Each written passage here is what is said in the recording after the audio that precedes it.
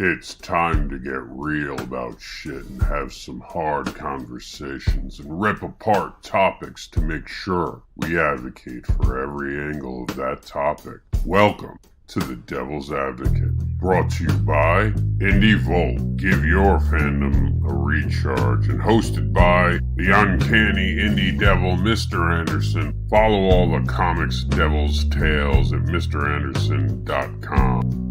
Original music by Unicorn Heads for the YouTube Audio Library. This music is free for you to use on YouTube videos. Find the music in YouTube Audio Library in the Creator Studio. Search Unicorn Heads. And now on to the topic. The opinion. Warning and disclaimer. The views and opinions expressed on this live feed are those of the guests, speakers, and or hosts, and do not necessarily reflect the beliefs, official policies, ethics, or positions of the content providers, advertisers, additional hosts, and or guests, hosting sites, groups, or entities attached to this programming. Viewer discretion is advised. Do not change your dials. Do not look at your calendars. It is Friday night, Devil's Advocate, 13 weeks ago. This is our 13th week. We started on a Friday. We were a 1 hour program. We were on before the Art of War. We are taking back Fridays because Friday is fight night.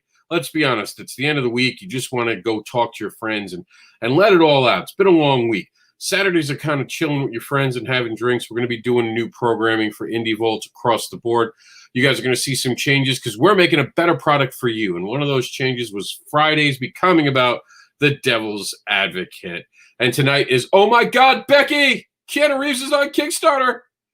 Is the celebrity invasion of crowdfunding a good thing or a bad thing? Plus, we'll be talking about the pros coming into crowdfunding as well.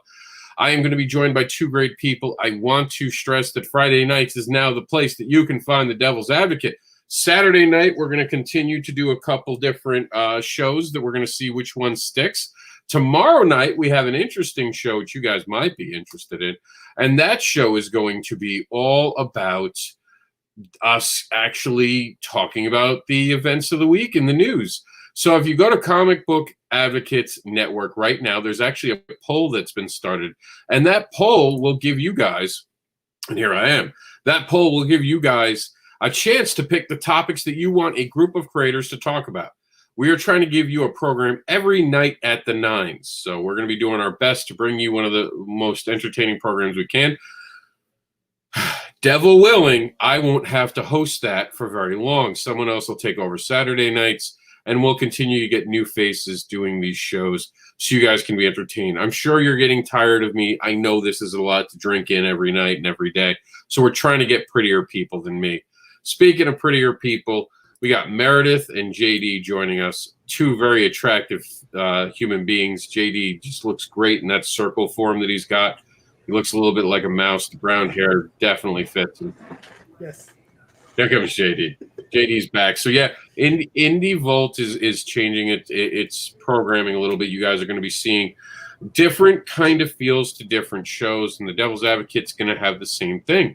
We're going to continue with what we're doing with topics, but we're also going to be adding going forward, and then I'm going to have these amazing guests introduce themselves. Nerd War might become part of this. When we have a topic that's very popular, we'll have a Nerd War.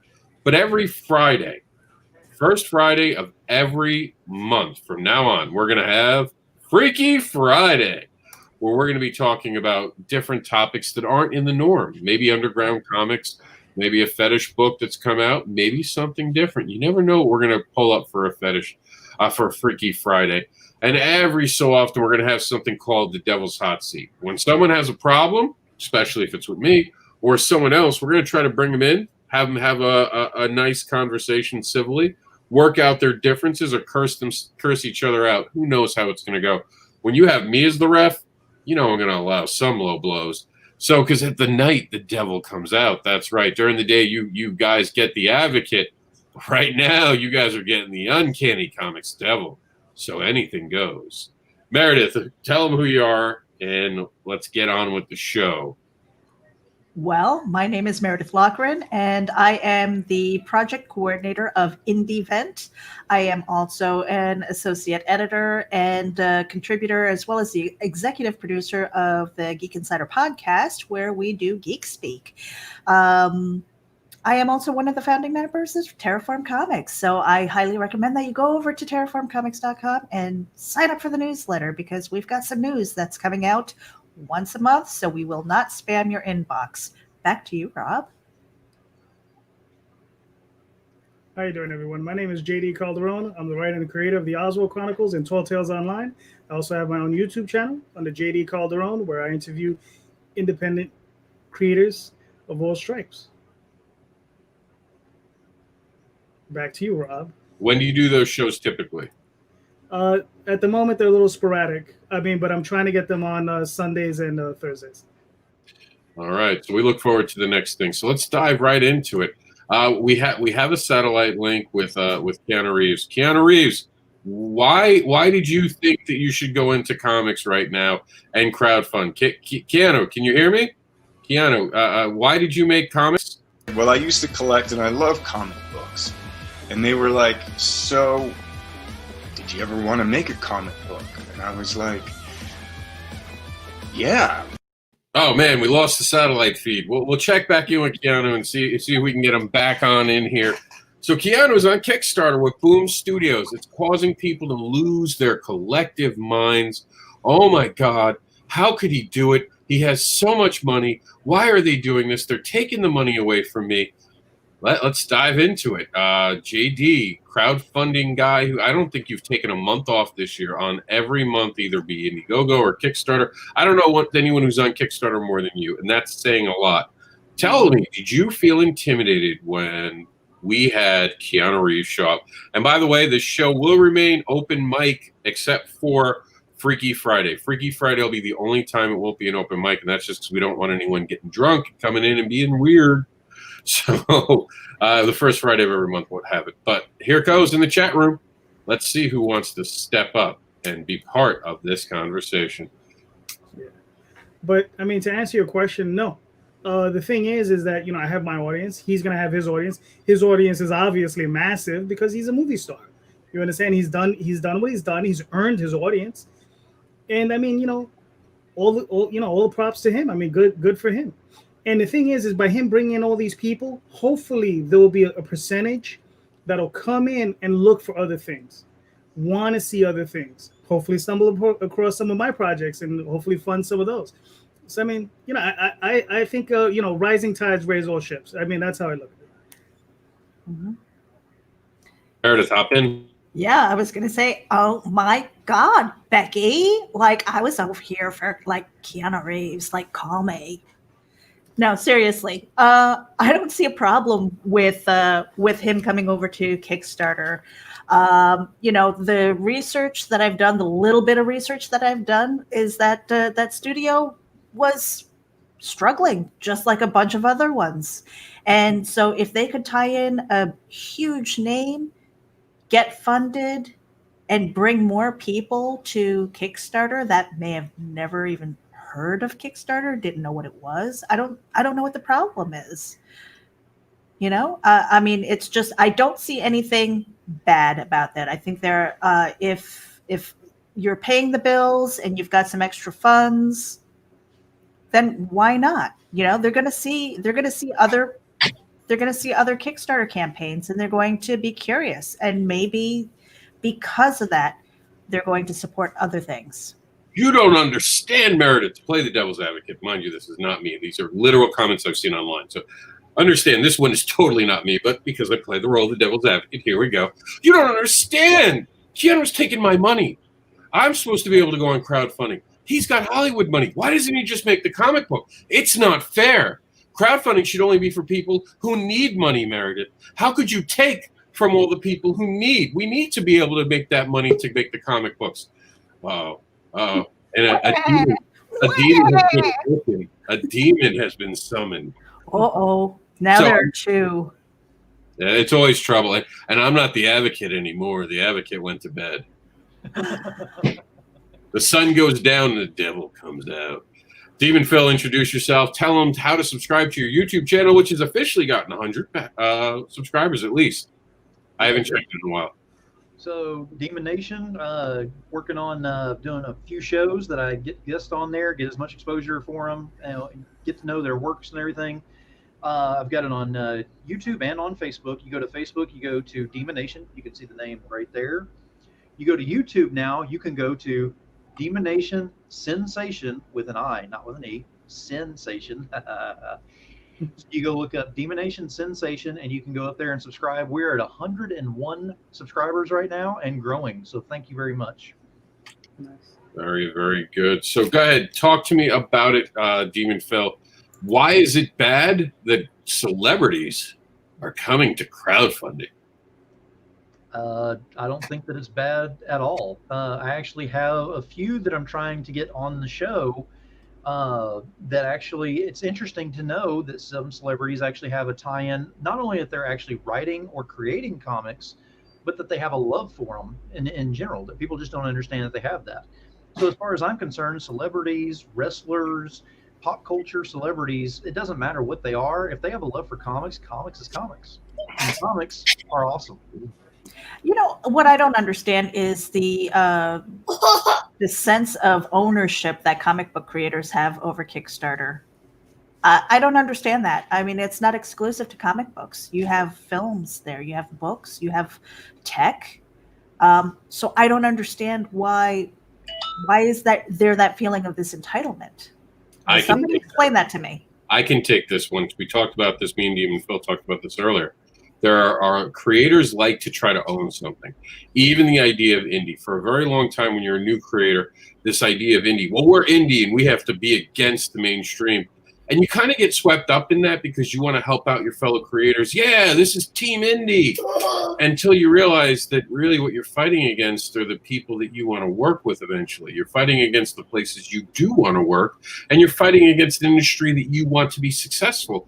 And you suddenly look around and go, why am I being jealous? Why am I letting people tell me that I have to be upset about people who are earning when that's what I want to do? I want to be like them. Why would I stay down here with all these people trying to drag everyone down, selling books to me and telling me how I have to live my life when they're out there doing shitty things? And by the way, this is LVMA, every letter. Every letter. And if there's not a letter, we'll just go to the Greek alphabet according to the Weather Service. Everything. You will be offended. If you can be offended, this is the show that will offend you. You're welcome. That's what we're here for. But I mean, that's basically it. It's always about trying to control it. Kickstarter's ours. And there's a group out there that has now claimed Indiegogo isn't gatekeeping. We can put anything on Indiegogo, which, when tested, is not accurate. There were things kicked off of Indiegogo as well. So it's just that thing where people like to have ownership. This is our bar. No, it's Ed's bar. And Ed's a prick. And Ed doesn't really like you too much. That's who bar. I mean, you go to a bar and you'll have people be like, you're sitting in my stool. I'm like, are you Ed? No, then it ain't your fucking stool. And we got to kind of remember that. JD, do you have an opposing view? Well, I agree with two of your points. I don't agree with it's not a place I want to be. I don't want to be with those people. I'm not interested in working for Marvel or DC. I'm not interested in their success either, but I am interested in the health of the industry. You understand? That is something that does interest me. So you wouldn't work with Image Comics, you wouldn't work with Boom Studios, you wouldn't work with IDW. I would never say I wouldn't work with them. You don't want. I'll tell you, I'm not interested. Okay. You understand? If I got the offer, I wouldn't turn my nose up to it. You understand? But I'm not seeking it. You understand? It's not something I'm pursuing. JD to Disney confirmed. Right. We'll see. The check has to be really big, but. I'm cheap. You can buy me cheap. Disney, I am for sale. Discount devil. You can have the logo right here anytime you want it. Good years. No, but I think you're not storing them away though, like some of these indie people are who claim I would never work with them. Why? Why wouldn't you work with Marvel or DC? What's wrong with you, man? I would want to work with them under my own rules because I wouldn't want to do Bat Bunny. Right. Bat Bunny's just disgraceful. But Scott Snyder did it, and look what he got to do next. He got to do dark. What is it? I know it's metal. Is it dark metal? It's dark metal. I believe right? it's dark metal. Yeah. Demon Phil, it's dark metal. I'm having a dyslexic moment. You're talking about which one? The The Batman? DC big event now that they're doing. I can't remember if it's dark metal or death metal. I think the it's dark DC metal, thing. but I'm not 100% sure. I'll look it It up. might be death metal. Go ahead, I don't know. JD. Finish your point. But yeah, but the thing is that, you know, these different groups that like section off and they want to be, oh, this is mine, you know, that's yours, blah, blah, blah. You know, I think that has a lot to do with the fact that these people are very insecure. So they need to like stake their claim in a certain thing. And it's unfortunate. It was like, look, you do your work, you do the best work you can, and you move forward wherever you have to, whether it be on Indiegogo or Kickstarter or Patreon or wherever you need to make that buck, you go make it. And that's it. Demon. Actually, well, Meredith next. Meredith, you're new to the industry. Do you want to work with Marvel and DC? Is that on your radar? Is that like a goal? Do you like how do you view that? Because as someone coming into comics now, is that a goal? Because I'll be honest, when I got into comics, that was always the goal. Write Batman. And at one point, I realized I didn't want to write Batman as much as I wanted to write the things I wanted to write. And if I got to write Batman, that'd be a bucket list moment, but it wasn't what I needed to do. I wanted to make my own stories. And I have done that in a unique way that has been fearless and wroth with controversy of people not liking the fact that I do whatever I want. What about you? I have been freelancing for so long that I don't want to kneel to an overlord. You know, I really don't. I love creating my own characters. I love creating my own worlds. I don't want that to be dictated to, and I don't want to be edited to death or, you know, and I don't mind an edit. I don't mind constructive criticism to make my product better, but I'd rather be focused on my own IPs than maybe working on somebody else's. So for me to go into a huge studio like that, I expect that I wouldn't be at the top echelon. You know, I'm going to be some grunt somewhere, and maybe not have the effect or the volume or, you know, the notice of anybody else. So I mean, who's to say that, you know, that they wouldn't scoop up my ideas and run with it? So however, saying that, if some of my stories were picked up and optioned out for other things, I would be open to that.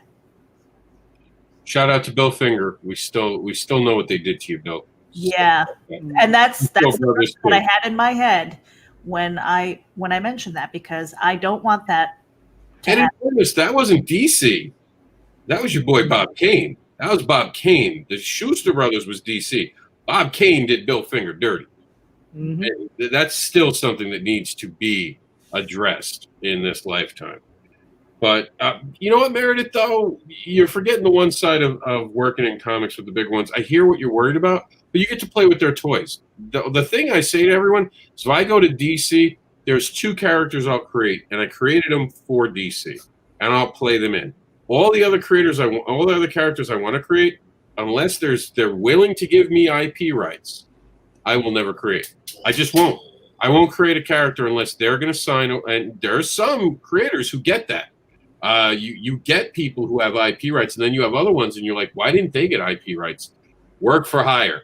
Never create while you're in the middle of a work for hire. Write the story, use their toys, do a great job so they hire you, so you're no longer work for hire. You're an exclusive contract. Suddenly, everything you create, Rob Liefeld, I'm looking at you, smart man, made of the character Deadpool, still making money off of it, man. You got to know the places to be. Demon Phil, there's rumors going around, little whispers that you might be creating a comic book. So with that in mind, would you want to work with the big 2? Is that something that is on your radar in life? Like for me, a bucket list moment? So in the short answer to this, no. And the reason being, and I'm probably going to end up irritating some people, but hey, this is your show, and you said if we don't offend everybody here, then we're not doing the show right. So here we go. So I am a fan first, and then I am a creator second. And you know, even doing my shows and everything, that's a secondary because I've always been a fan first. And that's what helps me with the passion in the work that I do. That's the key word, passion.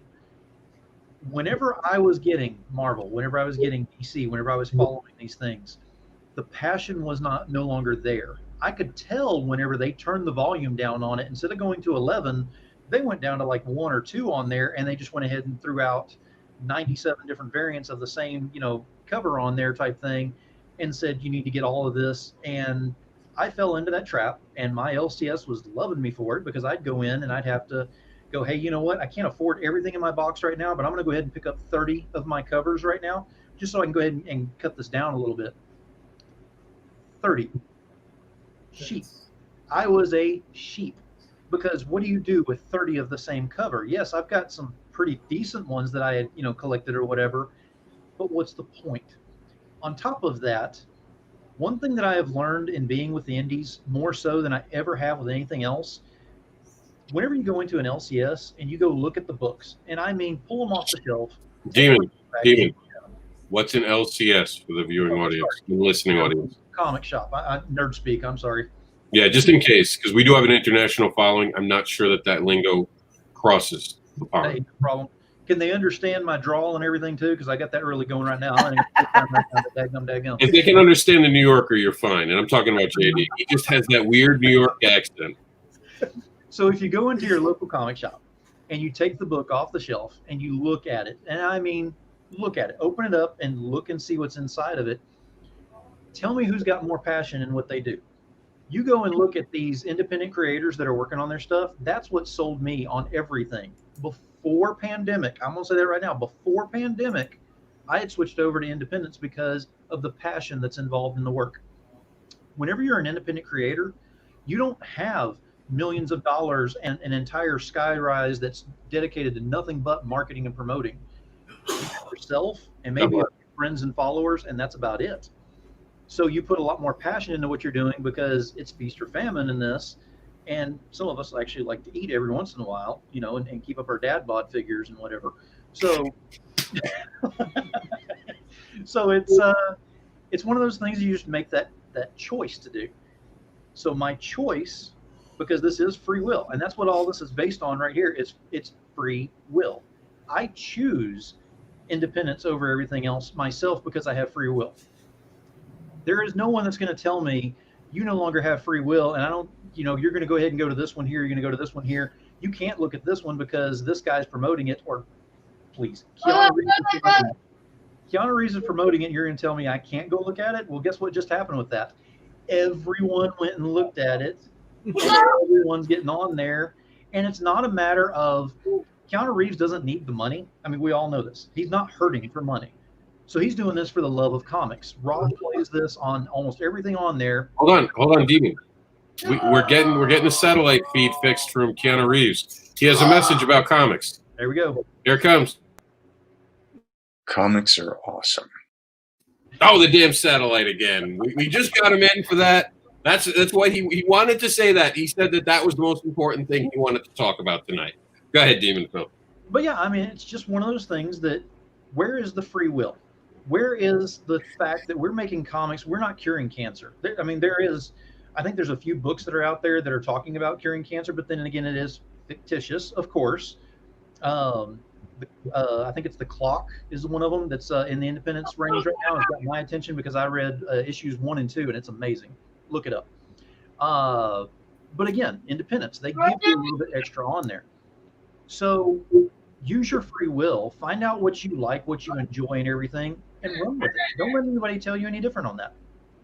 And we're joined by the esteemed Kid Variant Grant. Good evening, sir. Good evening. Hey, how's it going? What's Good. the So what do you think? I know that we've talked about this on and off on Indie Vault for the last couple of weeks because you can't avoid it. Keanu Reeves is in the room, and you just want to drool. I mean, people are offended by it. Yeah, that's what I meant. That's what I meant. People are offended that a rich man, how dare he be successful and decide to do something he loves? What's wrong with the man? Why doesn't he just pay for it out of his pocket? Well, I'm two minds about it. One, Keanu Reeves isn't the problem. Situation is you got a company a publishing company who felt the need to go to Kickstarter. It's almost so they can get some indie cred. Also, I feel bad for those people who are drawing the comic, writing the comic. Are they getting paid to scale, or are they just take a one-time deal and they're done? And Boom's about to make all the money. We're not talking about that. Of course we're not, though. No, we're not talking about that because we want to spend time talking about it on streams. Seriously, if these fucking mics were dicks, we'd be whores because we have them in our face all day to stream. I got to talk about this. I got to be mad about something. I want to go talk. That's all we do. 24-hour talk the bitch about something. It's stupid. It's stupid. We need to stop streaming about it. So what? He's on Kickstarter. Nobody really gives it. How about this? Everyone, for a second, stop being offended. Push the microphone out of your face. Close out the StreamYard. And go create. Creators. Go create a goddamn comic book and put your shit on Kickstarter too. How about that? Oh, you can't do that because you want your face in. You don't have any, Millie. You're fucking full of hubris. You have nothing. You want to be on camera. You want to sit here and bitch the entire time about a man who's making his money and a company who's about to take your ass to the bank. Stop it. Stop the bitching. Stop the streaming about it. Go create. Worry about yourself. Don't worry about what that man's doing. That man's got his money. You don't have yours. And you're sitting there bitching about it. Oh my God, Keanu Reeves on Kickstarter. Hey, let's talk about this. Give a fuck. Every day. Stop it. Go create something. Jesus. Tell us how you really feel, Varian. Yeah. Varian, I just feel like you hold back on this show. You can really express yourself. I put the thing up there. No, but I'm right with Varian on this. I when we had to do this topic, I was disgusted by it, to be honest with you all. The fact that I had to stop the devil's advocate and talk about it, but it's an industry thing. It is one of those things that people are talking about. Let's get it out of the way. And it's funny that no one who's against it has shown up for this. That's what I was going to ask. I have a company that's heavily devoted to streaming, and I'm saying enough. Goddamn it! I mean, you have to realize how messed up the situation must be. I personally don't care if he's on there. I think it's a good thing that people are making comics and they're making close to millions of dollars with these books. Isn't that great? Let's talk about that. Now, I am concerned that the talent behind the book, I'm concerned they might be getting the shitty end of the stick, but that's their situation, and they have to figure that out. Yeah, well, I mean, as far as and the writer on it is Matt Kint. He's been around for a while, and I'm pretty sure he's being taken care of. I can't speak for the artist, but I'm pretty sure Matt Kint, because he's been around, like I said, for a minute, I think he's being taken care of. But the other thing I think, is this whole thing about Boom. The big issue that a lot of other people are having is that they have really low page rates. And they've had some predatory practices with artists and that sort of thing. And I've read some things that are just not good. And, it's interesting. They're going to make all this money, or they're going to start raising their page rates. Now, that's really the question we need to be asking. Are these guys going to, be kicking it back to their other creators on their other books? But I also, I want to say this, grain of salt with hearing about their all the bitching, because you don't know the real truth until you see a contract. A lot of people out there run their gums, and they wind up not working in the industry against their first comic they expected to get Jim Lee rates. That's not how this industry works. That's why there's a lot of people in Pro Alley that ain't done but one book and only did 6 issues, but they cash in on that because we're spending our time, like Varian says, always having to talk about these stupid things on StreamYard because they're the topic right now. And we do. We have to address it. There is a bigger point to what we're getting to, though. And I do like the points you made, especially JD and Varian bringing up taking care of the creators. Because we're going to talk about pros coming back into comics right now. We're going to switch gears, and we're going to talk to our good friend over there, Scott Snyder. And we're going to ask Scott Snyder, why, Scott Snyder, would you crowdfund? Be all about connection. I miss connections with fans on every level. This campaign is really designed to allow us to reconnect with our fans at a time when real life circumstances are just driving us all apart. There's a guy who's passionate, started it in independent comics, got his way to DC Comics. He comes back and people are now talking about him like he doesn't belong here, like somehow he doesn't earn a spot in here. And forget that. Any creator can't come to independent creator because they had success. That's the barometer. You're too successful. You can no longer kickstart. You have too much money. I don't know. I don't care how much. I don't care if Donald Trump wants to come to Kickstarter, Indiegogo, and do something. That's up to backers. That's why it's called a market and an industry. It's all up to people who want to back it. I don't get fan art, guys. I don't get why people go to shows, buy fan art from people. I know the cost behind it, and I'm going to ask Varian, am I allowed to talk about costs? Because I know you got an email. Would you rather me not talk about the hidden costs? No, you can talk about costs. That's perfectly fine. Okay, just making sure. 50 cents for that $10 poster you got that will never have value. I don't understand that, but I'm not going to, and I've said this many times, it's not my job to stop those artists from doing anything. If I had the power, I would make them pay a licensing fee, and that would be it. So that they'd be legit, and they could continue to make their money. Because it's up to the fans. It's always up to the fans first. I don't understand you guys getting boob books. I don't know what you do with the boob books. I don't know. I don't want to know what you do with the boob books. Please don't put a comment in the section about what you do with the boob books. But they buy these books that you can tell. You can just see them. The minute you see them, this has no value.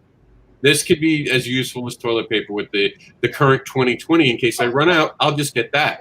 And I'll have 20 pages of toilet paper. Sometimes 16, I hear. You know, and they continue to buy these covers because a girl's naked on there. Did you guys never hear of Google? There's free porn. Pages of it. Free. You don't have to buy it.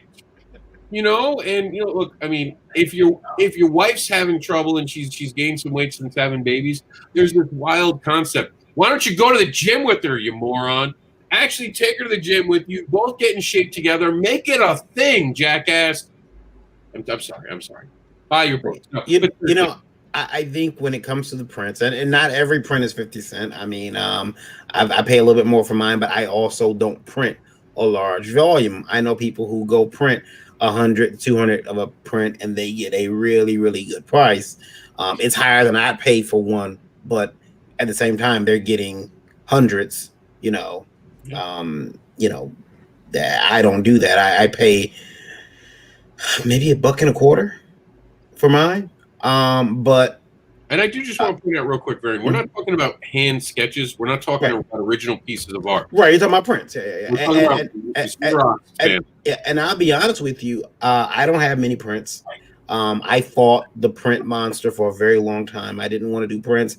I wanted you to come to the table for the for what we had. I had prints of my characters, but they didn't sell. And then one day I decided to do a little parody piece. Down the street from my house is a here in I know JD will laugh at this, but down the street from my house is a Coney Island. It's a restaurant here in Michigan. It's not real Coney Island. Yeah. And we matter of fact, I got a Coney Island hot dog right now. I'll put it on the screen later for you, JD. But they and then right across the street from there is a Big Boy restaurant. No. I'm pretty sure showing your hot dog's going to go against the rules. It might. It's been properly cleaned. It's fine. So they have there's a Big Boy and a Coney Island, and they're right across the street from each other. But whenever I would go home in the morning after work, they would both be open, and the battle in my brain would be, oh, should I stop for breakfast? Which one?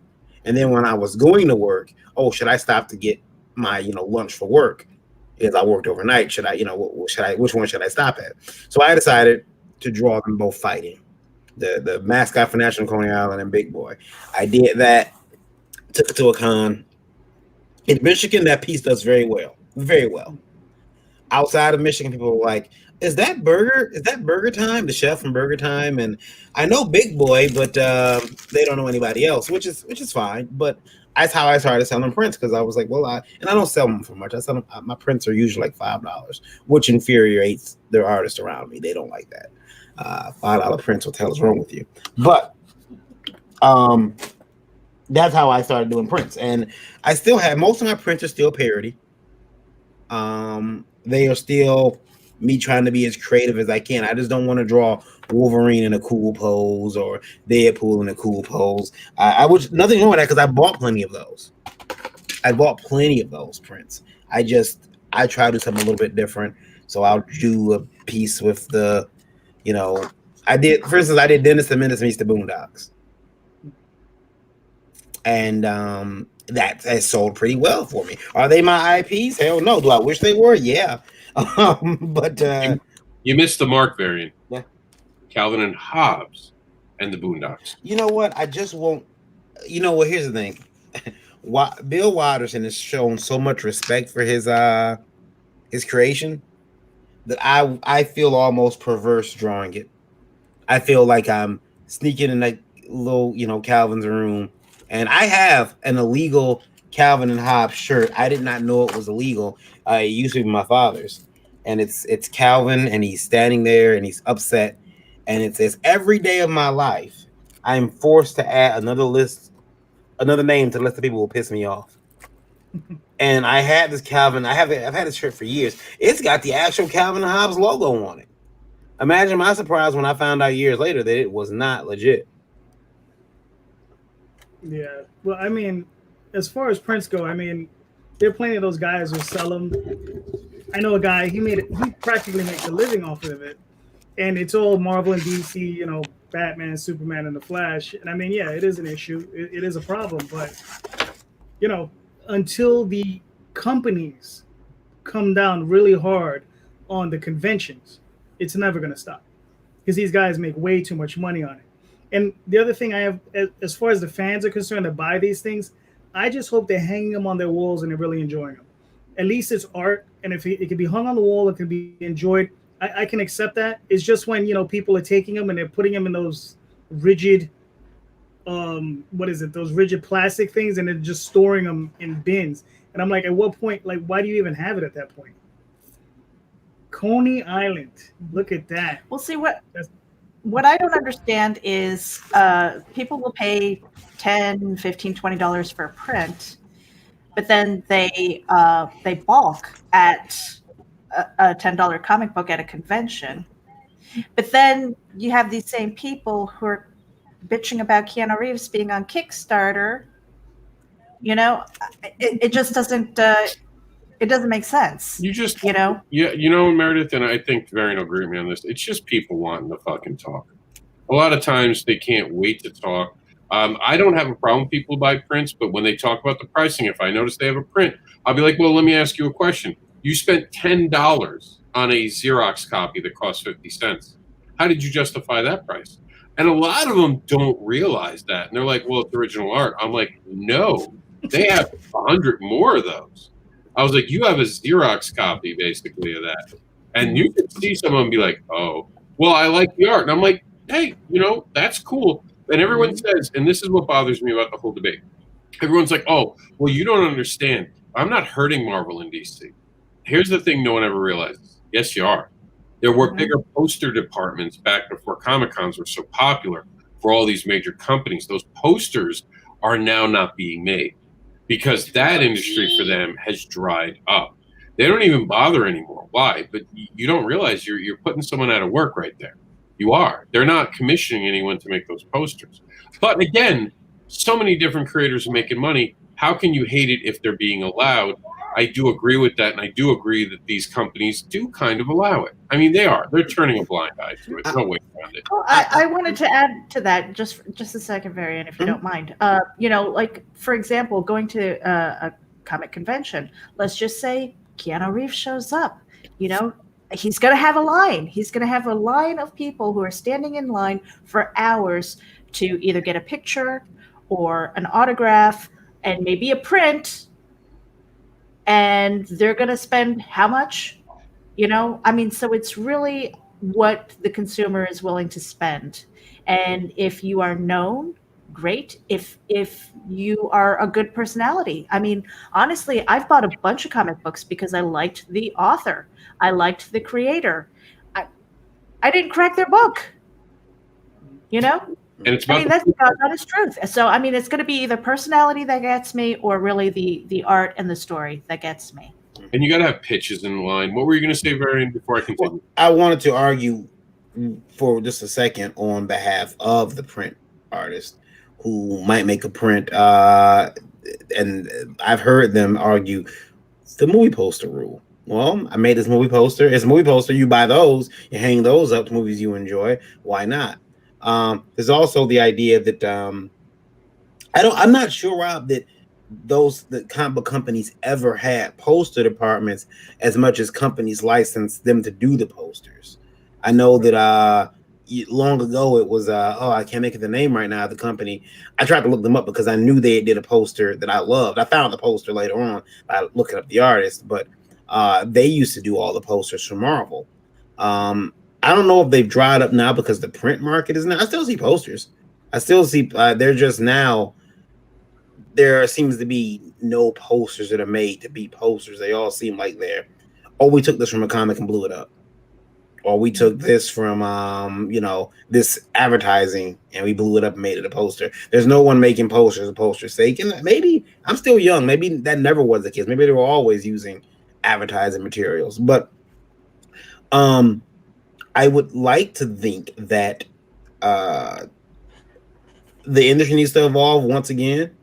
And if Marvel is seeing or feeling the pressure of these artists out here who are creating prints of their characters and selling them, then maybe Marvel ought to hire themselves a street team to go to these conventions and hire some of these guys, because I know good and damn well the Varian Grant would be thrilled if someone says, hey, we're from Marvel. We like your Wolverine piece. We want to license it from you. We'll pay you for that piece. But they don't do that because they're not in the way of, they don't want to evolve. They want to keep things the way they are. And the way they are is either it looks like they don't care, or I guess sometimes they do care if you make enough money, which seems kind of bad. But yeah. Well, I do think that some of them get jobs out of it, though. We can't ignore that. There are people who get picked up and get jobs by doing fan art. And look, it's a tricky situation that's been allowed to grow to a point where you can't just have a simple answer. And, I famously stepped up against fan art because it is illegal. And there was an argument about that with me. And it was more of a sticking point. We're going to invite Joe to be with us. It was more of a sticking point that it was illegal. But I kept saying, if given the power, I would allow you all by just getting you to sign a contract with them that would allow you to sell things, and you'd kick back a quarter per sale. Wouldn't be bad. Like, if you gave me that kind of power, it'd be very fair across the board. Everyone would get something out of it, and it's a great way for artists to flex their things. But I'd also cap them selling these things for $10. That's a ripoff. It really, $10 when you're selling 100 of them, you've made your money back. Come on, stop. Well, what about the guy selling them for 20? Yeah, and then you have people who buy other people's art and sell it. And, because here's the thing, we should all be able to make money off of what we make. If someone takes my comic and they start selling it, I'm burning their stand down. Lighter fluid, it's mine, I can burn it. I don't know. I wouldn't have I think about this. If I walk past someone's table and they had my character and they had a print of it, first of all, there's a part of me that is going to be downright flattered. And I'm probably going to start blushing and, being very bashful, like, oh, geez, Varian finds out that he's selling 1,000 posters per show. If he's selling, but here's the thing, though. Here's the difference between Varian and Marvel. If I find that guy selling 1,000 per show, I'm going to say, well, shit, this guy has an audience, apparently, that likes his art. I'm hiring him to do a cover for me. And that's what Marvel should do. That's what DC should do. That's what anybody who's concerned should be doing if they want to quell the what's the right word? the fan art problem. If they want to try to shore up that, then maybe hire some of these guys who are doing good art. Make them work for you for free and threaten them with legal lawsuits. No, don't do that. That's what you've done. You're now mine. You're now mine. You will work until I say you are done. I remember someone saying the best way to was it to lose an enemy is to gain a friend. And when it comes to, just for the record, that was just a fucking joke. Grow up. when there's business and someone is kicking your ass in business, why not try to bring them in? Why not try to make that person a part of your company? Have you ever noticed that you hardly ever see any Hellboy prints at conventions? Because Mike Mignola will go after you. He went after T Fury. I see a lot. He went after T Fury, Yeah, but when I see a lot, to answer your question, JD. I see a lot, and a lot of hell girls. Like, is that the appropriate thing? Like, I see a lot of that, dude, honestly. Yeah, I know if he's at this show, he'll go after the people because I know that. Fair. And I know he went after T Fury. They do all those bogus, they do all the bogus T-shirts, and he went after them viciously. And they will not go near Hellboy. They just won't go near him. So And for it the just record, depends on the creator. Varian, I didn't mean a print. I meant my comic. Yeah. If I saw my comic, I'd burn that. A print, you're right. How are you using my character? What are you doing with it? How does it look? And hey, if you have a good take on it, why don't we talk? I completely agree with Varian. What do you think, Joe? You walk over, you see your characters being sold by someone else. What does Joe do? What my initial reaction would be like, oh, that's interesting. Let me first buy one. And then, okay, now we gotta sit down and talk because now you're drawing my IP. We have to have a serious talk about that because I was not included in on that. I mean, I don't stop people from drawing fan art of my characters. I rather for them to submit it in to me before I could highlight them on my website. I do have people who submit in fan art every once in a while. I put them on my company page, but beyond that, I'd rather be informed that you are doing fan art, and if you are making money off of it, cool, let's make money together instead of, hey, ripping me off. That's a good point. And Scott Snyder, what do you think about profits? Like, you're pretty established. You just did a successful crowdfunding. Scott Snyder, how do you handle profits? Honestly, is that I'm not taking any profit from this campaign. My whole goal with this is to be able to fund more books. And at the end of the day, we just wanted to say thank you. Whether you back the campaign or not, please hear from me and Tony and Tomeo and everybody on the team that we know it's a hard time in comics. It's a crazy time all around. But the fact that you still support comics in general. We lost him on a satellite, but I have to agree with Scott. That's the way to do it. It's about your fan base, and he's one of the people under fire, which blows my mind and was the reason I wanted to do this show. Because even though this is devil's advocate, and I will talk about both sides of it, I can't find a reason that he is not invited back into the independent market. That guy is, and if you've ever been at a panel with him, had the pleasure of talking to him, one of the passionate, most down-to-earth human beings in the world, and I see people taking shots at him online. I don't know why Scott Snyder's not being invited back. I'd have to do some research. I know there are certain people that have turned their back on the indies. Like, oh, I never came from there. They wouldn't even sign their independent work. I'm not sure if that's ever been Scott's, No, he signs. He talks about it at all of his panels.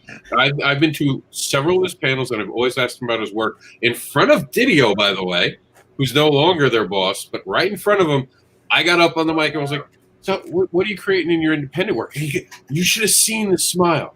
Like, he was Joker. Someone finally was asking him about what he wanted to talk about because he knew he couldn't do it on his own because he's at a DC panel. And I shit you not, he looked right at Dan, smiled, and answered my question. How do you not love that man for that? Because he was like, ha, they did ask, fuck you. See? But that's that passion we want from creators. But Varian's right. I know that there are people who've turned their back, and they'll be like, oh, well, that was the early work I did. It's not my serious work. Comments like that will get you like, kiss my ass, motherfucker. I'll always, even if I tomorrow started working for Marvel and had a illustrious, 30, 40 year career in Marvel, I'm not going to turn my back on indies and say, oh, ill. I will say this, before I understood the industry, I don't know about anybody else, but before I understood, when I was going as a fan, I would avoid Artist Alley because I didn't understand what was going on back there. Because back then there were a lot of pushy carnival barkers. Yeah, but it was different because Varian's been around. He's not that old, but Varian has actually spent a lot of time in comics and loving comics. So what he's talking about for you youngins out there that don't understand how this all began, he's talking about the Kinko's days. The days when they had sketch pads for $20 and you looked at them like, does this cure cancer? Like, does this come with a blowjob? I'm asking because it's $20. I should at least get a blow. And we didn't understand because I was the same way. I'm with Varian. You would go in there and be like, You needy motherfuckers. Make a comic book, and now you're on the other side of the table. Like, no, man, I need to get home. Buy a comic, please. Send me guest money. Good. This will give you a blowjob. I have a question though. Do you think that there's a pendulum swing? Do you think we're at kind of like the apex of a pendulum swing, where the indie creators they are actually creating top-notch books, and we see kind of the big two faltering a bit? So there's like an attitude shift. Well, I'm an indie, and therefore, my work is the cat's ass. You know what I mean? I don't know. I've seen And eventually that'll swing back where you might have the studios who actually get their shit together and are really working with the creators and building them up, as rising tides do. And then it would swing back. There's no pendulum in comics. There's just books that make it and don't. I don't know. I think that we are seeing a type of a shift of how things are done and how the comics are perceived. But I'll tell you this, Meredith, when that pendulum does swing back the other way and Marvel and DC's and whatever companies are around start to get their act together, they will not have some drastic epiphany. They will just steal what we're doing. They will steal what we're doing. They will take the ideas and the customer service that we're exhibiting, and they will steal from that because that's what they do. And unfortunately, we're gonna be then they'll act like they thought of it. Oh, we thought about this. Yeah, we have our people on streaming every night, and we have our customers not telling the readers they suck. I mean, our writers not telling the readers they suck, because I'm still sore damn slap for that. I'm still sore. But the point I'm trying to make, the reason it's not a pendulum is that comics has always evolved and grown. That's why, because comics always learns from each other. We've always been independent with bigger models, and we've always taken from each other. And that's just the truth of the matter. I don't disagree with what Varian said. I just don't see it as them taking as much as we all grow together. And yeah, sometimes we get the shaft because of it. I see you, Joe. I'm going to pass it to you right now. Sometimes we do get the shaft. Absolutely. They take what we did and they do it in a way that we don't get credit for it. But I also think that it's just about growing. There's good and bad in indie. To say that indie is just putting out quality work is a lie.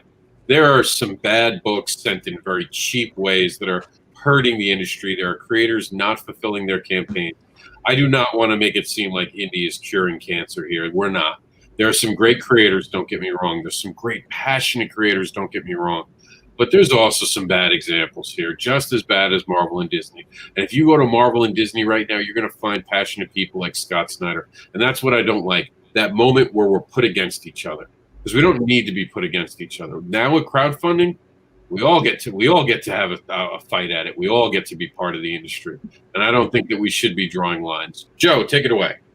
Yeah, I want to put a different viewpoint out there here, because I don't see it as a pendulum between independents and companies. I see the pendulum more so as what the fan base want. And what the fan base want now is completely different than what they wanted 5 years ago. And you're seeing that the fan base is moving more towards the indie side than ever before and supporting the newer original ideas in droves, as opposed to those things that have been established for 50, 60, 70 plus years.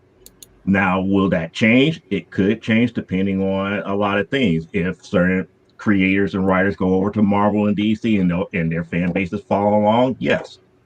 If there's changes to that magnitude, even what Variant said as far as just little bitty changes of attitude amongst the current roster at Marvel and DC and some of the bigger places, their attitudes change and their fan bases all of a sudden decides to come back. That shifting happens again. But it's not really what indies are doing as opposed to the mainstream and vice versa. It's really the fan base that really controls that more so than anything else. But that's my point of view on that aspect of it. I'm not certain if everybody else shares that opinion one way or the other. I mean, that's a good point. I think as far as the pendulum swing goes, I don't necessarily think it's in creativity or the quality of the work, but I think the pendulum swing is coming in distribution, whereas there's more outlets where for creatives to release their work. And I think that's the part that stifled the industry for a while, where we just had that one choke point, which was Diamond, and that was a serious issue. Now we have Indiegogo, we have Kickstarter, we have Patreon, we have Diamond still,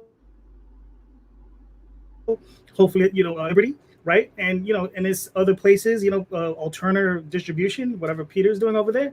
There are other people coming in to help distribute and get this work out, because sometimes that's the biggest hurdle that we have. It's not so much the creation, but getting the work out to the public, into the public eye. And that's where I think the pendulum is swinging, in that direction in a positive sense.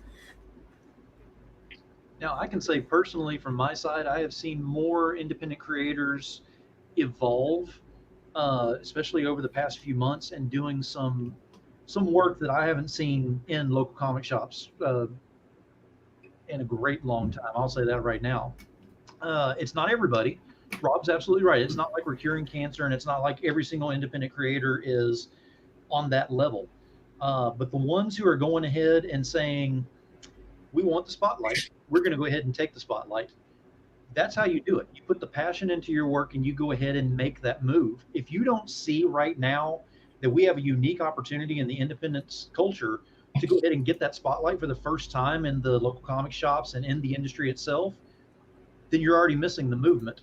People keep talking about this going back to the new normal. I'm telling you right now, it's a new standard.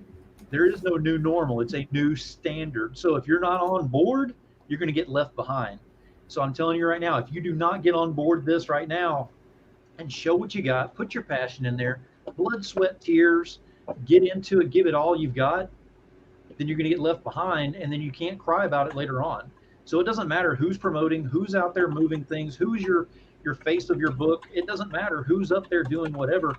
If you don't put the passion in there, nobody's going to go ahead and back anything you do. If you don't show that you've got the respect for the industry that you're in, nobody's going to put their backing into you on that either. So it's just a matter of being a better person and being a better creator in the process. There has to be a priority system on there. All right, we're going to start reading some comments, and Buttbeard is coming back soon. I promise. The Devil's Court, Joe, I like that. Devil's Court, that's a clever one. I like that. That could definitely be some of the stuff up there. Hey, two of the coolest people in comics. I know he's not talking about me, so it must be Joe, and it must be let's see, we'll go with Phil.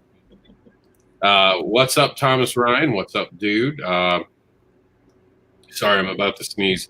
And remember, guys, we're having trouble with comments from Facebook right now, so if you don't see us read your comment, please don't hold it against me. I'm not seeing them all either. The frenzy over Keanu is foolish, and it's stupid. I don't want to put a label. Some people say it's, this group or that group. At the end of the day, man, worry about who's hustling. Worry about how you're hustling. Mm-hmm. If he ain't stealing your idea, then keep your mouth shut. If you don't know the contracts about how someone's making money or not making money, don't speculate, man. I'm sure those people have good contracts. That gets made into a movie. I'm sure they just made a couple millionaires on that creative team, because that's how it is. And, Boom wants to be on it. And I used to be against people coming on. I want to say that. I used to hate the idea until I saw Brian Polito's first Kickstarter where he made $100,000, and I was like, why does he need it? And then I noticed all the new backers he was bringing, all the buzz he was bringing. And I'm like, oh, look at this. And then I got educated. I understood it. This didn't hurt the market. It helped the market. If it helped the market, it helped me because I'm in the market. And we got Rogue Artistry joining us. What's up, buddy? So, I don't have a problem with any of that. I like that stuff. Bring it on. You not hearing us? Hey, what's up, guys? Can you hear us? Yeah, it's just echoing. Do you want to try to come out and come back in? Sometimes that heals it. Yeah. All right. He'll be right back. I don't think it's a frenzy as much as it's a bunch of people just looking for a reason to be upset. Welcome to Friday. Congratulations, Phil. You got your 100. For the 100. Yeah, for the 100. Appreciate that. No reason to stress a big name on the same playing field. Yeah, If there's a bigger, tougher guy in the field, go up to him and try to look at what they're doing. Try to see what they're doing. See about how you can maybe do stuff like that. I can tell you that Keanu Reeves was on two people's projects now. Their projects wound up below Keanu Reeves. Each one of them got a boost because they were underneath in one of those things. Tell me how this isn't helping comics again? Come on, man. Settle your role. Stay in your lane. Greg Harris says, "Hey, all, great conversation. Thank you." And he goes on to say, some of the people griping, I wonder if their grocery shop by looking, wait a minute, I'm reading this wrong. Some of the people griping, I wonder if they grocery shop by looking at other people's baskets. That's a good point. Like, oh, that guy's got some apples. Oh, shit, I'm going to take his apples. These my apples. How dare you take my apples? I didn't get there first. Good point, Greg. Good point. Creating is freedom. Don't give it away if you don't have to. I think I know what you mean. I think, I think I get the flow of it. It's not a bad idea. Joe, you want to read this since it's your comment? Yes, I need to explain this. I said the only way a big name hurts others in crowdfunding is when they don't fulfill their campaigns. Even then, you can make the case that you won't do the exact same thing that they did in their campaigns. So why stress about it? Not worth the time.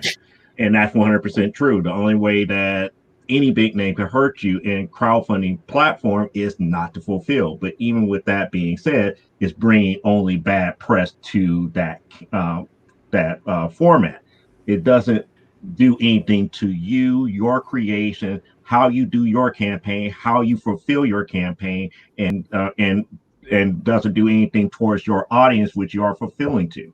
So there's no reason to worry about that. So that's what my comment really was meaning there. Sorry to sound preachy there. Get out now. No. It's a good point. I mean, even if someone doesn't fulfill, yes, it sucks. Yes, we all hate when someone doesn't fulfill. But you fulfill. Shut up. Do it on your own. And if you're a fan upset about not getting fulfilled, by all means, bitch them out online. Because that's going to really help. Because that's going to get them to fulfill you. Oh, wait, no, you're just going to get your ass a refund. Look, if they're giving you an update that something's going on and they're trying to get the work done, be understanding. This is not as easy as you guys think. I love you as fans, but it's not as easy as you think. You don't understand how life gets in the way. People get sick. We have to go back and redo something because something we find out is wrong. We've had to replace artists in the middle of it. Sometimes things just happen. Now, if they're like 2 or 3 years late, then yeah, I'm with you. Bitch all you want. But if they're like 30 days late, 60 days late, 90 days late, and they're giving you updates about it, settle down, Beavis. That's just called life. You should look up the history of 2020 to tell you about how bad things can go and how quickly they can go bad. We're going to be joined. Bro, can you hear us now? I can. All right. Okay, cool. What's up, everyone? How are you? What's going on, dude? So what do you want to add to the conversation tonight? Oh, man, I'm just listening. And, first of all, man, the main thing that caught my attention was, these people who made it, right? I think it's pretty awesome that they don't forget where they come from. Snyder said some real cool stuff when he said there's an opportunity for him to connect with the fans again. Because, I have a lot of family members that are like friends with rappers or people who actually made it, and those people sometimes forget where they come from and they move forward and not so much as leave everyone behind, but just kind of they get busy with life. And I just think that's an awesome motivation for him to say, hey, man, I just want to connect with my fans again. Who knows? He might take the money and donate it to charity or something. You never know. You know what I mean? Because obviously he doesn't need it. He can do the whole book by himself. But whatever his motivations are. I don't believe in not needing it because I would buy gold bars. Yeah. I would buy gold bars, be ready to buy a country. Because just think, suddenly the economy bursts and, you could pick up maybe, Austria for a few $1 million, That's how you start your world domination. You start. Oh wait. We'll talk. No, that's another show. That's another. I'd migrate to that country though, man. Can you imagine that? But yeah, I just think the guy, he's doing something. His reasoning was enough for me to just be like, okay, I get it. You know what I mean? Yeah, no, definitely. And I know Monday morning variant's going to be like, I left your show. There was bad winds in my area, so I couldn't be on it. And you talk about Austria. Now we have Austria sending us a mail. They're literally mad at you because they think that you're going to try to buy them. Yeah. Yeah. I'm coming, Austria. You're part of my plan. I'll see you soon. What is it about Austria that has you so wrapped up, man? I just picked the A. Honestly, I just went with like, what country should I pick? I was like, what do I know for A? And then I went down the list and I was like, Austria. Isn't that where Arnold's from? Yes, I want. Yeah. Okay. Yeah, you could have been Lex Luthor and said Australia. I thought about that, but it feels like they've been through so much already. Austria. That sounds like one I can have fun with. Like, if I said I wanted to buy Austria, I don't think anyone would be mad. They'd just be like, well, what would you do with it? You know, like there's an interest there. Like, oh, Austria? Okay. Well, why that one? Exactly. That's why. That's why. Because you want to know why that one. Yeah. I'm just a giant kid. You all have to understand. You all take me way too seriously. I'm just a tall child. I want you to understand that. That's right, man. I think we're all in that boat. Dan says hi. C. Michael Lanning says, I would never oppose working for any of the big two, but it wouldn't be an end-all for me. More or less, it would be a stepping stone to promote my independent career more than anything else. And you know what? There are creators now that look at the big two as just that. They go in, they get their run, they do a good job, and then they pop out and they make money, and then they pop back in. Greg, I always say his last name wrong, but he works with Skyner. Greg Capullo? Capullo, yeah. That sounds right. Capullo, yeah. He does that a lot. He'll do a run, and he pops out, and then he does his own stuff for a little bit. Then he pops back in and does another run. So you could see, like, because, you know, money's, you know, we all want to eat, right? You all got mortgage. We all got stuff going on. Kids need braces. Like, it'll be like, oh, kid needs braces. Damn, all right, 12 mortgages of Batman. Have you ever considered the fact that maybe, you know, by him doing that, imagine it like he's Juggernaut paving the way, right? Just breaking down all kind of barriers and walls, and the rest of us can just come in and do our thing, you know? I appreciate Todd McFarlane and Greg Capullo. They're two of my favorites, actually. Jim Lee's, he's my guy, but he's third in line, and Rob Liefeld and the rest of them. But, man, they paved the way. They made a lane for us. You know what I'm saying? Yeah. Image was a major, major thing. And even when it comes to the big two, like man, Batman, I literally use Batman comics to learn how to draw. You know what I mean? So they paved the way for us, man. Like, there is respect there. I don't like the way they treat some people sometimes, but you got to give credit to Neil Adams in that conversation as well. Not only did he fight the Schuster credit, but he also fought for Bill Finger, and he fought us get back the art. I met Neil Adams. What's that? I met Neil Adams once. My first Comic-Con I ever went to, I walked right to his table. I walked through the back. I didn't pay. I snuck in, and he was setting up his table. No, I'm thinking Dennis O'Neil. I apologize. Oh, that's okay. Well, how was it? Was it an interaction? Yeah, heck yeah. He was cool. He liked my hoodie. I had designed my own hoodie. Had my characters on it. Yeah, and those are the moments I miss. I miss cons for those moments. Oh, my God, do I miss cons. But no, Neil Adams also, for those who don't know, was the first guy to work with Marvel and DC at the same time, not using a pseudonym, not using a different name, not using any. And when they went up to him and said, hey, you're working at DC, because it was Marvel who asked him first, because he says this in the history. If you go back and listen to history, he goes, yeah, why wouldn't I work for them? You don't have me in as an exclusive contract. You have me as just a work for hire. And everyone was like, is he going to get fired? And guess what? He didn't get fired.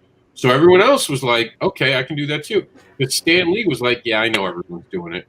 You just are using different names.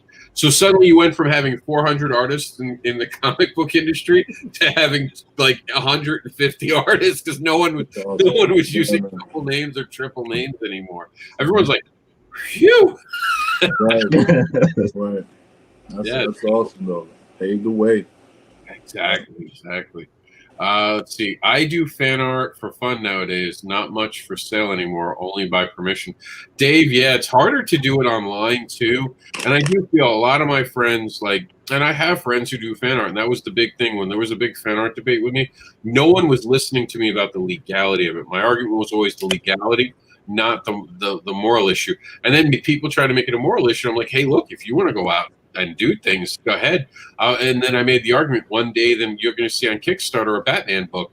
And I shit you not, that happened this year. There was a Batman book on Kickstarter. And I looked at the person who I was talking to and I said, see, I told you this was going to happen. And he was like, I got to give you credit. You called it. He's like, I didn't. Wait. Say that again? A Batman book. No, it wasn't. Somebody crowdfunded a fan-made Batman book. And someone put the brakes on that. We all know who put the brakes on that. Mm-hmm. That suddenly got canceled. Yeah. When had pages and everything. When they were ready to rock and roll, I was like, yikes. Because there was a lawyer. Yeah, there was a lawyer who was like, go ahead, I dare you. I dare you. Keep going. Raise $1 more. Make me motivated. And then the next day it was like, nope.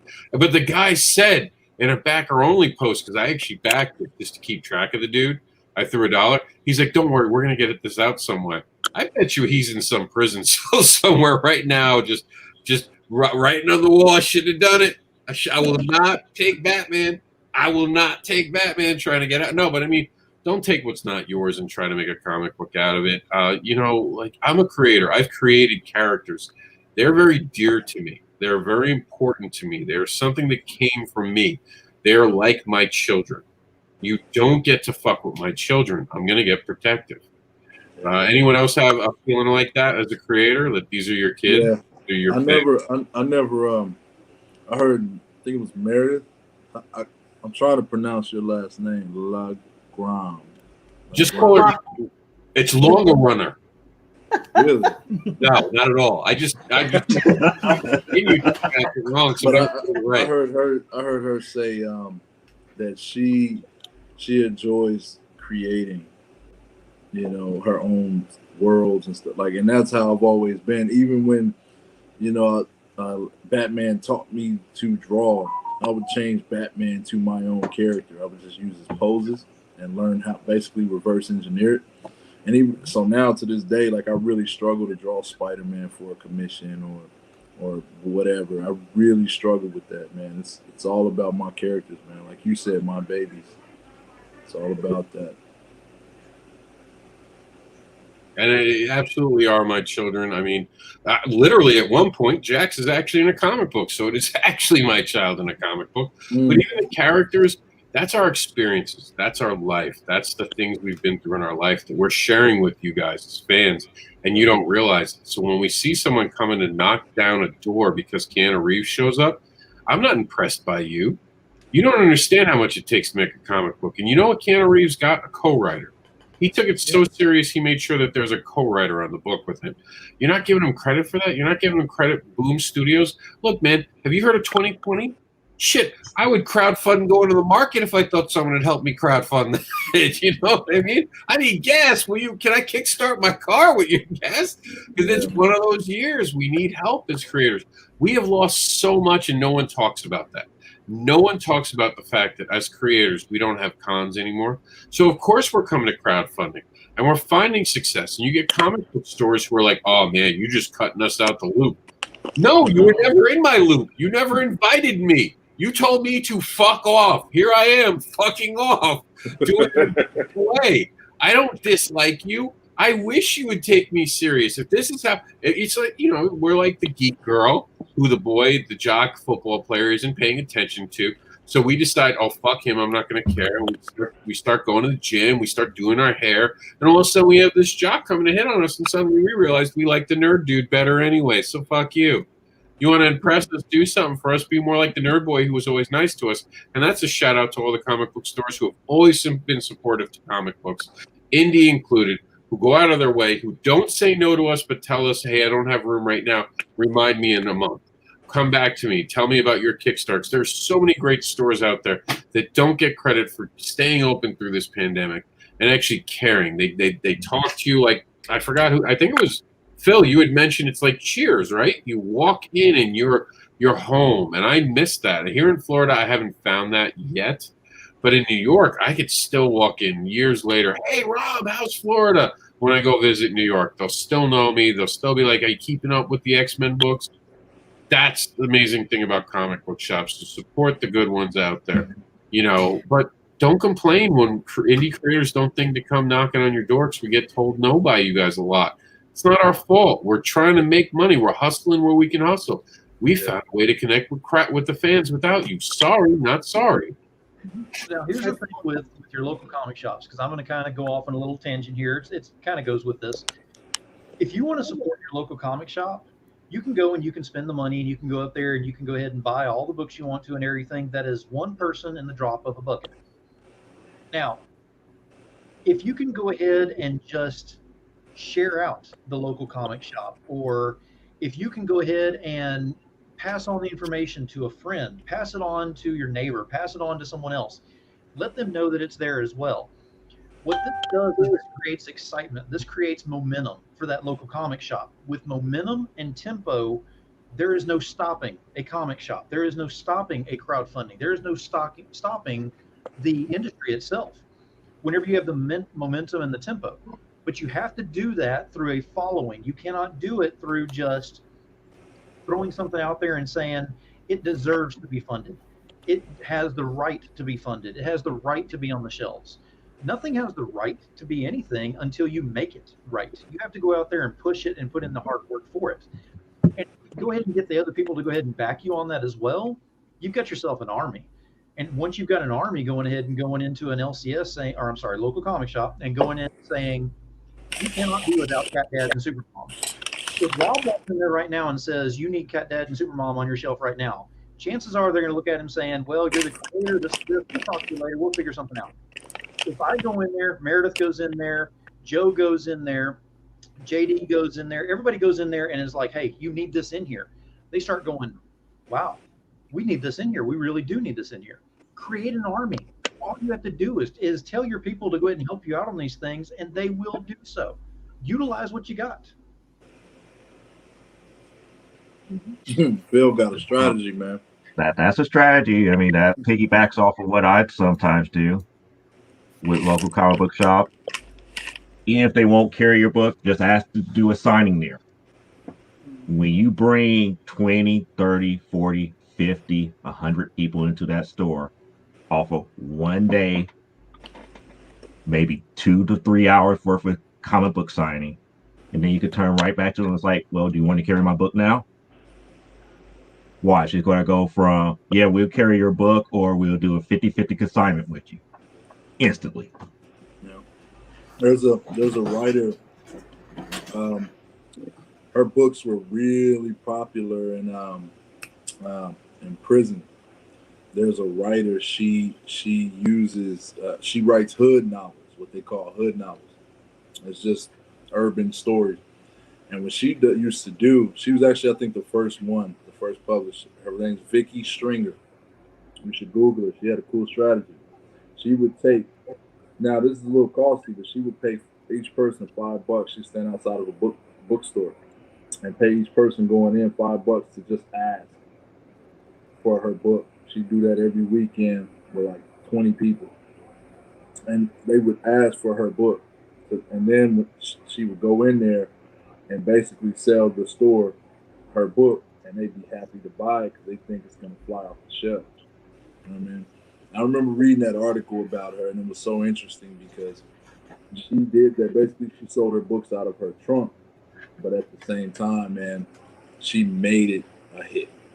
Because once it was on the shelves, it did fly off the shelves, you know, with her other marketing. But I just thought that was a really cool strategy, man. Like you don't even have to pay people. You can just tell people, hey, man, just go in there and ask for this book. You know, Phil, you own something. Well, it's all about just getting, like I said, it's the momentum and everything, but you have to go ahead and put in the work too. But if you go ahead and just show how genuine and how passionate you are about something, you're going to get the following. It happens. That's absolutely true, and it's something that I think, and I say it all the time. It's about how hard you hustle and grind and get the word out there, and you continue to talk about your work, and you're doing shows like this. Like, people don't understand. Like, you ask people to be on shows like this, and they're like, "Oh, I don't need to be." Yeah, you do. That's why celebrities who have a name still make the rounds when their movies come out. They don't think you forgot that you forgot their names. They're trying to make sure that you remember why you like them. They're trying to remind you why they're investable. That's why they don't do press when they're not around. But when they start a project, they do a lot more press. It's to remind you. Some of them do podcasts now. Kevin Smith, very famously, constantly does a podcast because he doesn't want to be forgotten by you. He wants to know. But the minute that he does the thing, he'll go into these things heavier. And even Phil, Meredith, JD, myself, we all put on programming week in and week out because we love this industry. Understand, we don't get paid for this. A lot of people make that misconception. We're not wealthy millionaires for being on these shows. We're here to deliver a message that this industry is amazing and it gives people voices. And that is so important. So we show up day in and day out, along with Varian, who does this Indie Vault, and Randy. We're letting people know about the industry because we love it. That's the only reward you get out of doing these kind of online shows. Like, there's not sci-fi knocking down my door. Rob, can you bring backer paws to us? But yes, sci-fi, I would bring it to you if you're really that interested. But realistically, this is just about helping each other grow the industry, getting the fans involved, and being excited about something we all love. You know, we could just tomorrow, I could stop doing these videos and it wouldn't necessarily affect my sales of comic books, you know, but it could affect the sales of Rogue Artistry, of Joe D. McPhee. And that's why I get up every day and I do the news and I talk about great creators.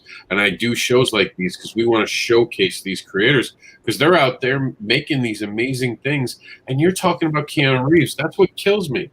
They're talking about Keanu Reeves, and they're not talking about Joe, who just launched his Kickstarter today. They're not talking about Demon Phil's brand new YouTube channel. They're not talking about Meredith's indie event. They're not talking about Rogue Artistry. When's that book coming out, Rogue? That work is coming out in January.